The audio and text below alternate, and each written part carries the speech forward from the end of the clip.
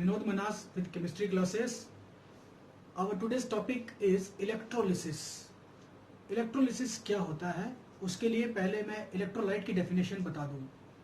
Electrolyte ऐसा कोई भी सबस्टेंस जिसे मेल्ट किए जाने पर या वाटर में डिसॉल्व किए जाने पर आयंस में स्प्लिट हो जाए. ऐसा कोई भी सबस्टेंस जो वाटर में डिसॉल्व होकर या मेल्ट होकर आयंस में स्प्लिट हो जाता है, उसे कहा जाता है electrolyte. And electrolyte conducts electricity due to flow of ions. Movement of ions के कारण इलेक्ट्रोलाइट इलेक्ट्रिसिटी को कंडक्ट करता है. अगर हम किसी भी इलेक्ट्रोलाइट को मेल्ट करें या उसको वाटर में डिसॉल्व करें और उससे इलेक्ट्रिसिटी पास करें तो वो डिकम्पोज हो जाता है. इसी प्रोसेस को कहा जाता है इलेक्ट्रोलिसिस.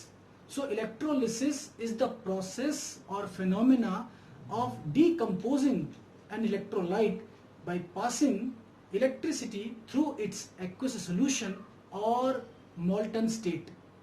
किसी इलेक्ट्रोलाइट के मेल्ट में से या एक्वस सोल्यूशन में से इलेक्ट्रिसिटी को पास करें ताकि वो डिकम्पोज हो जाए, उसी को कहा जाता है इलेक्ट्रोलिसिस. इलेक्ट्रोलिसिस करने के लिए हम इलेक्ट्रोलाइट का सोल्यूशन बनाते हैं और उसमें मेटल की दो स्ट्रिप्स या दो रॉड्स या दो बार्स इंट्रोड्यूस कर देते हैं एज इलेक्ट्रोड्स. एक इलेक्ट्रोड को जोड़ा जाता है बैटरी के पॉजिटिव टर्मिनल के साथ, दूसरे इलेक्ट्रोड को जोड़ा जाता है बैटरी के नेगेटिव टर्मिनल के साथ. की को इंसर्ट करने पर इलेक्ट्रिसिटी का फ्लो होगा. यह इलेक्ट्रोड जिस पर पॉजिटिव चार्ज आ रहा है, ऑब्वियसली इसको कनेक्ट किया है बैटरी के पॉजिटिव टर्मिनल के साथ. इस पर होगी ऑक्सीडेशन और यह बनाएगा anode. That means the metal present here will release electrons like this. Electrons यहां से फ्लो कर रहे हैं इस तरफ को और ऑब्वियसली बैटरी से इलेक्ट्रॉन यहां आ रहे हैं. यहां पहुंचकर इलेक्ट्रॉन सॉल्यूशन में प्रेजेंट Mn पॉजिटिव आयंस को कन्वर्ट कर देंगे M में. The electrons which are coming from the battery or the source will be absorbed by Mn positive ions present in the solution so as to form metal atoms. Electrolysis के दौरान किसी भी electrode पर जो substances बनते हैं वो है आयंस की conversion into neutral species. So the conversion of ions into neutral species is called as primary change. For example मैं लेता हूं मॉल्टन NaCl. I am not taking NaCl solution, I am taking molten NaCl. Molten NaCl में अगर मैंने दो electrodes को introduce किया और इलेक्ट्रिसिटी को पास करवाया तो कैथोड पर Na पॉजिटिव इलेक्ट्रॉन्स को लेकर बनाएगा Na. ऐसे ही एनोड पर Cl नेगेटिव इलेक्ट्रॉन्स को रिलीज करके बनाएगा Cl atom. This is your primary change. This is also your primary change. Primary change का मतलब होता है इलेक्ट्रोड पर आयंस की किसी न्यूट्रल स्पीशीज में कन्वर्जन. न्यूट्रल स्पीशीज जो बन रही हैं वो फिर से एक चेंज से गुजर सकती हैं, जैसे कि Cl atom will be combining with Cl atom so as to form Cl2. This is going to be a secondary change. So neutral species formed can be collected as it is, जैसे कि sodium के case में हो रहा है, and they can also undergo some change and that change is called as secondary change. इस case में primary और सेकेंडरी चेंज सेम है, जबकि इस केस में प्राइमरी चेंज है Cl नेगेटिव का Cl में कन्वर्ट होना और सेकेंडरी चेंज है Cl का Cl2 में कन्वर्ट होना.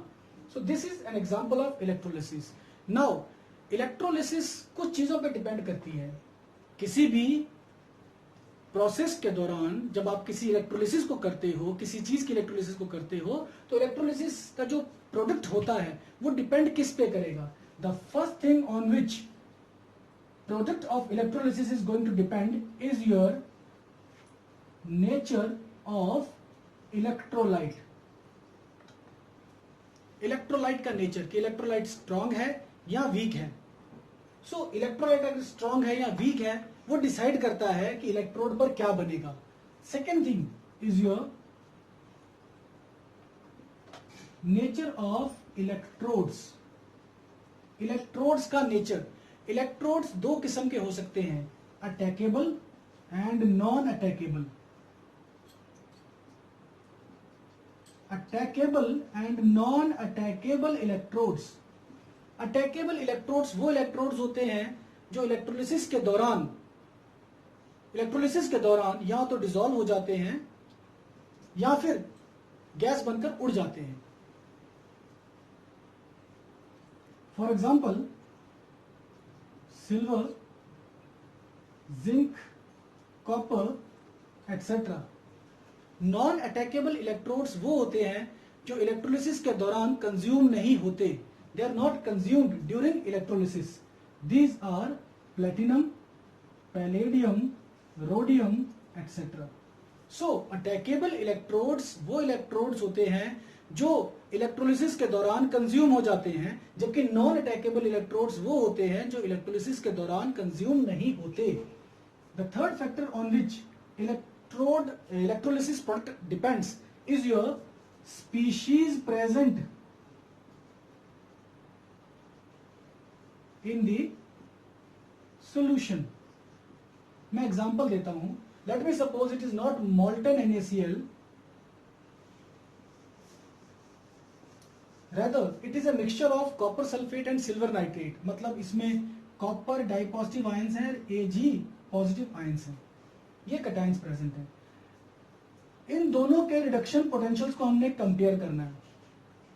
The reduction potential for Ag positive converted into Ag is plus 0.80 volt and that for copper dipositive changing into copper is plus 0.34 volt.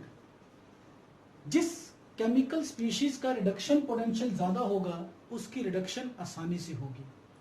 So Ag positive will be converted into Ag more easily as compared to copper dye positive.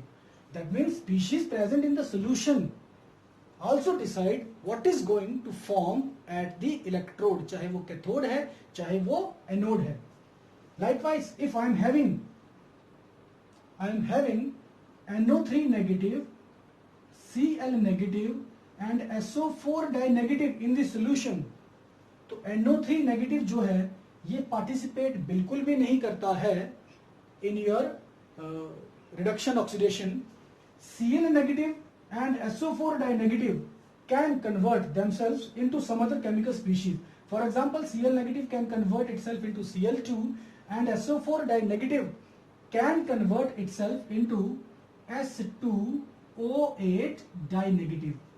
ये दोनों ही reactions मैंने लिखे हैं जिसमें कि Cl negative ने electrons को छोड़ा और इसमें SO4 die negative obviously 2 times SO4 die negative ने इलेक्ट्रॉन्स को रिलीज किया है।